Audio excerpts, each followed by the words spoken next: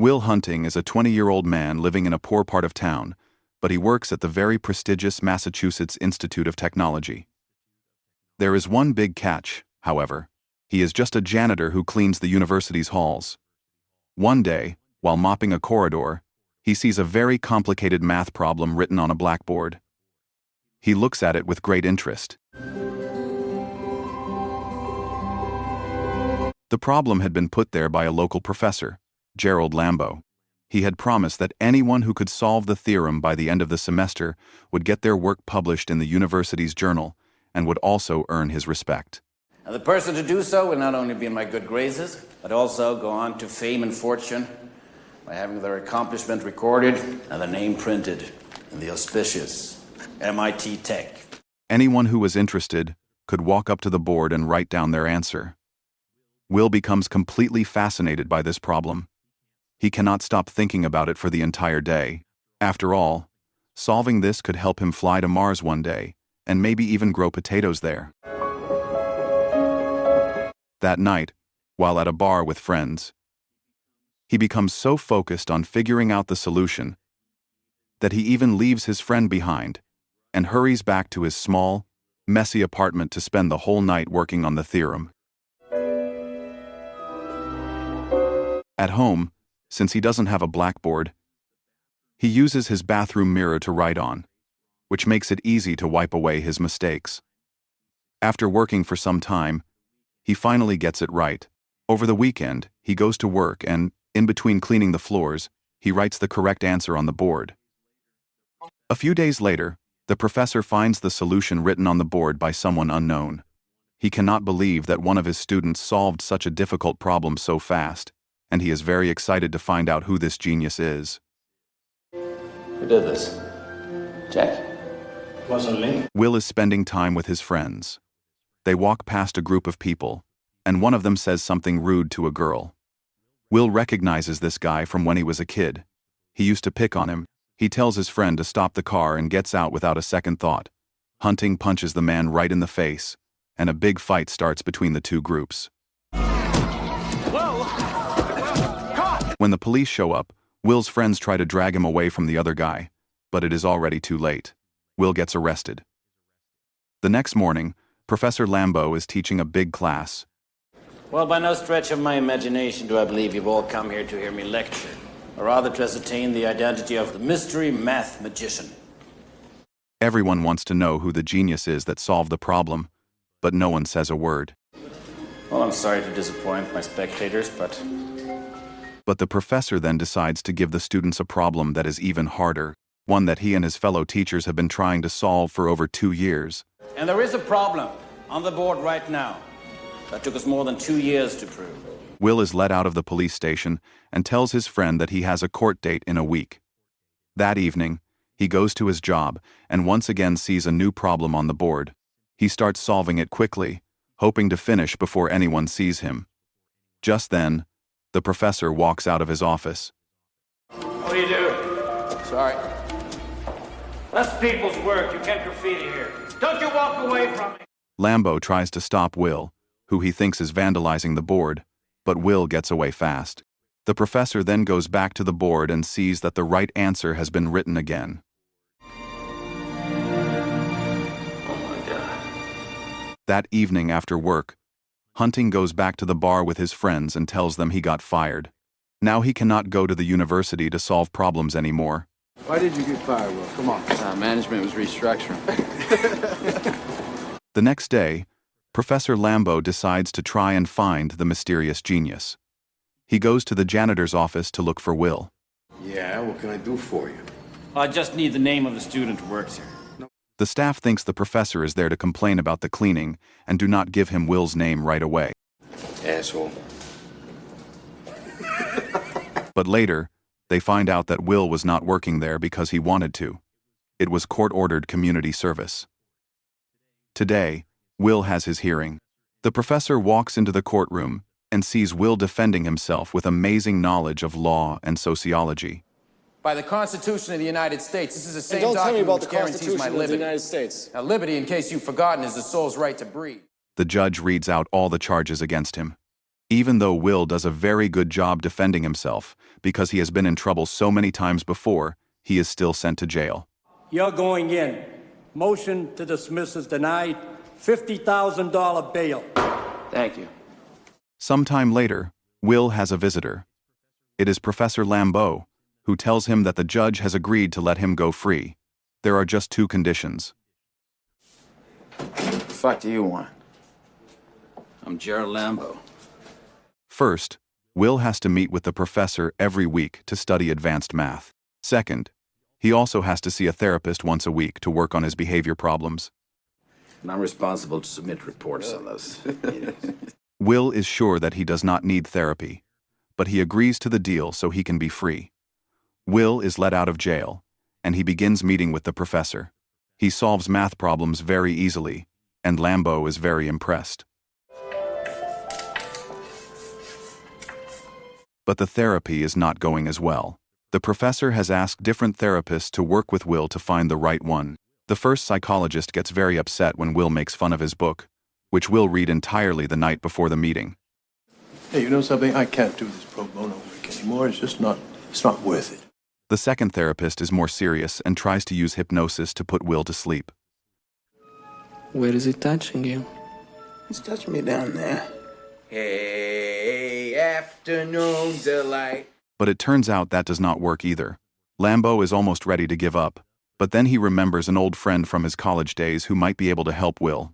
His name is Sean McGuire. Maureen, stop the oral fixation for a moment and join us. Lambeau goes to Sean's office and tells him all about Will. He asks him to talk about the details at a restaurant before Nancy died. Before Nancy died. Yeah, I'm sorry. I was in Paris. It was that damn conference, and I got your card. It was nice. At first, Sean does not want to take Will on as a patient because he is very busy. But the professor talks him into it by saying Will is a very special case and compares him to a man from India who, 100 years ago, made huge discoveries without any formal schooling. This Romano-John, his genius was unparalleled, Sean. This boy is just like that. During their first session, Will acts like he usually does, making sarcastic comments and making fun of the therapist. However, Sean does not get angry. Even when Will says that a painting the therapist made is terrible, Sean stays calm. Only when Will starts asking about Sean's personal life and mentions his wife does Sean finally lose his temper. If you ever disrespect my wife again, I will end you. Time's up. After the session, Professor Lambeau sees that Sean is upset. He tells Sean that he can quit, but the therapist says he will see Will again in a week. Thursday, 4 o'clock. Make sure the kid's here. After the session, Sean thinks for a long time about what Will said about his wife. The feeling of being alone is very strong for him.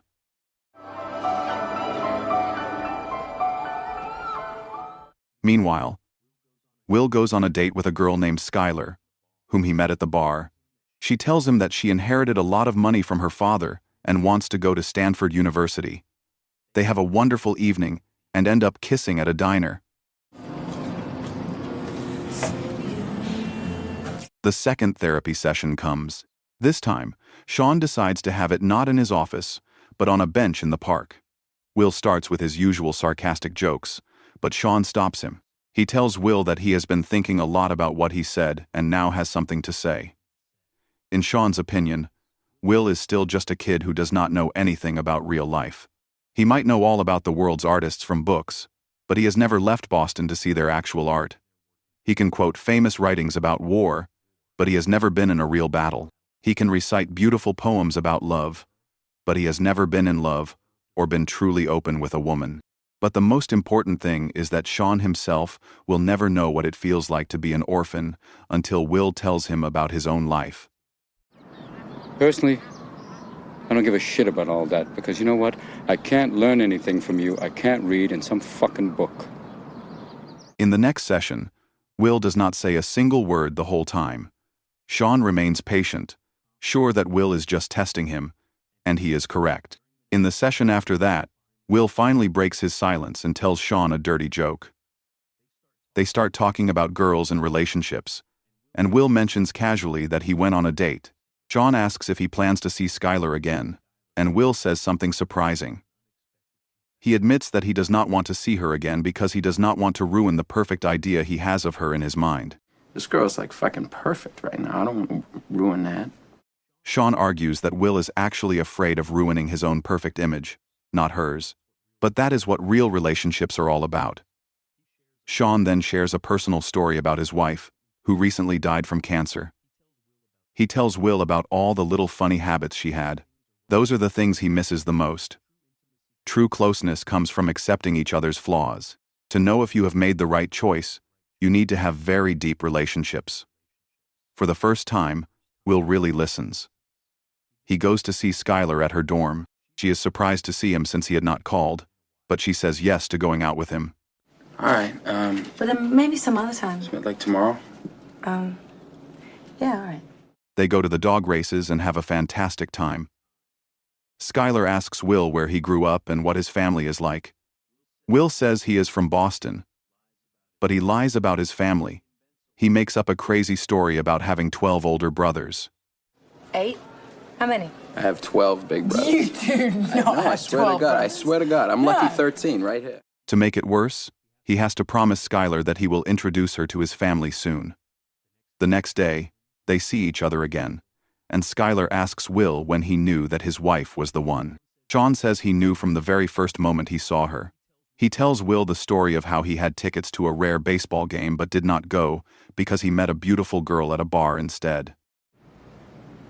I sure as hell don't regret missing the damn game.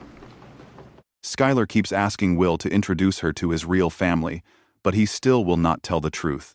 So, he decides to at least introduce her to his friends, including Chuck. Surprisingly, Skylar fits in perfectly with the group, joking and drinking beer with everyone. But at the end of the night, Chuck says something that puts Will in a bad mood. Oh, not tonight. Oh, no, not tonight. Not any other night, hon. He knows once you see that little shithole, he's getting dropped like a bad habit. Later, Professor Lambeau meets with Sean at a diner to see how Will is doing in therapy. He is not really interested in Will's past or his feelings. What he really wants to know is what Will plans to do now that he is under his guidance. Sean answers that he will not push Will into anything. He has to decide for himself what he wants from life. Professor Lambeau gets angry and says he has already introduced Will to important people. Let's talk about the boy. Let's talk about the boy. Why don't we give him time to figure out what he wants? But he does not know that Chuck went to meet those people instead of Will, asked for money, and ruined the opportunity with his bad behavior. You can speak with my aforementioned attorney. Good day, gentlemen. And until that day comes, keep your ear to the grindstone. Meanwhile, Will is having a nice night out with Skylar.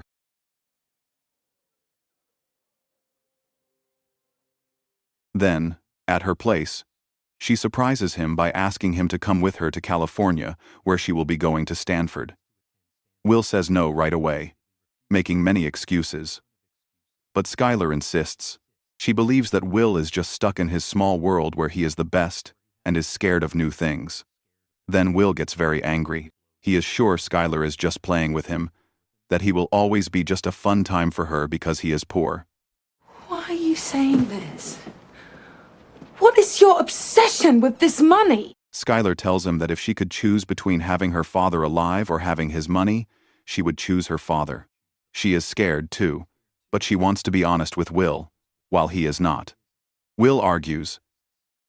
But then Skylar remembers his made-up brothers.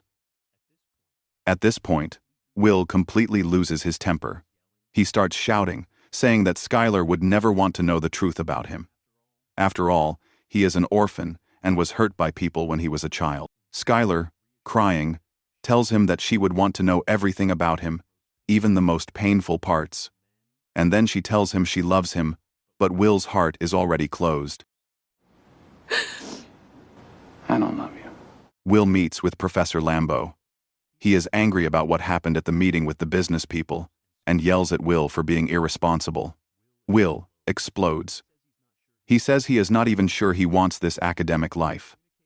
Talking with the professor is painful because his mind is much sharper than Lambeau's. Lambeau says he expected at least some thanks from Will. They argue and Will leaves. Later, He is asked to go to an interview at the National Security Agency, where they offer him a great career. Will says no to the offer, saying he does not want to hurt regular people just for some political goals. Oh, come on. I mean, that is what you do. You guys handle 80% of the intelligence workload. You're 7 times the size of the CIA. He soon meets with Sean again. Sean asks why Will turned down the job at the NSA. Will answers, So what did I think? I'm holding out for something better. The therapist asks if Will has any friends he can talk to, and if he ever feels alone. Will names famous thinkers like Kant and Nietzsche, and Sean reminds him that real relationships are only with living people. Sean asks why Will chose to work at the most famous college. But when he was writing on the board, he was hiding. When Will is asked what he truly wants from life, he starts talking nonsense about how he would not mind laying bricks or being a shepherd for the rest of his life. Sean understands that Will is just making fun of him and is not being honest with himself. He tells Will to get out of his office. But I ask you a very simple question, and you can't give me a straight answer. Will is confused and asks why he is being thrown out. Sean explains that Will is not being real with him and calls him a shepherd. Where's your soulmate? You want to talk about soulmates? Where is she? Dead. Time passes. Will calls Skylar, but she has stopped waiting for him to make a real commitment. I love you. You take care. After this call, Skylar finally leaves for California. Will stays in Boston, working in construction with Chuck. Meanwhile, Professor Lambeau is on the phone, saying that Will is not keeping his promise and that he will send him back to jail. Well, if he doesn't show up and I file a report saying he wasn't here and he goes back to jail, it won't be on my conscience. During a break, Chuck asks Will what he plans to do next. Will says he does not plan to spend his life solving math problems and being someone's experiment. Probably make some nice bank, though. Gonna be a fucking lab rat. Better than this shit. He plans to stay in Boston and have fun with his best friend forever. But unexpectedly, Chuck does not like this idea. He openly tells Will that he is being a __ by wasting his talent. Chuck admits that every day he hopes to drive up to Will's house before work and see that his friend has finally left that place. Meanwhile, Lambeau finds out that Will has stopped going to his therapy sessions with Sean. The professor threatens to tell the judge and blames the therapist for pushing Will toward a life of crime. I don't care if you have a few laughs, even at my expense, but don't you dare undermine what I'm trying to do here. Sean answers that the professor does not care about Will's feelings and that he has been alone his whole life, never learning how to accept love. But Lambeau does not listen. He is paranoid now, thinking that Sean is just trying to get back at him for being successful. The therapist cannot believe what he is hearing. This proud man really thinks Sean is jealous of him. You think I'm a failure. I know who I am, and I'm proud of what I do. Sean says that he is only worried about Will's future and his real wants, which Lambeau could easily destroy and make Will feel like a failure. I can come back. No, come in. I was just leaving. Lambeau quietly leaves, leaving Will alone with the therapist. Sean explains to Will that his fight with Lambeau is not personal. They have known each other for a very long time. A lot of that stuff goes back a long way between me and him. Changing the subject, the therapist says that he has written a report about Will for the judge. Will asks if there have been other patients like him in Sean's career. Suddenly, Will learns that Sean's childhood was a lot like his own. His father was a drunk who would beat him. Sean tells Will again that he is not to blame for what happened to him. Will tries to joke about it at first, but then he breaks down and cries.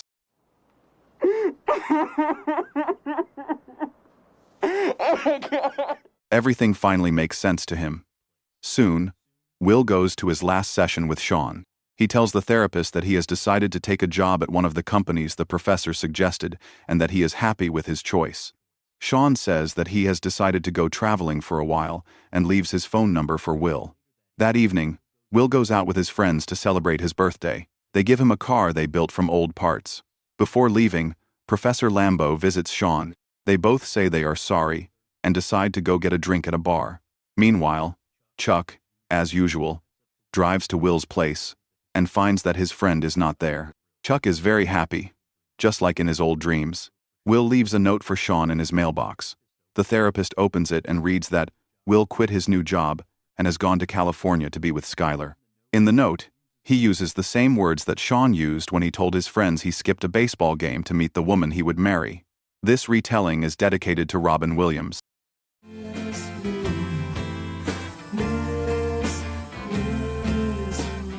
Make sure to subscribe and turn on notifications so you can watch more videos like this. Thanks for watching.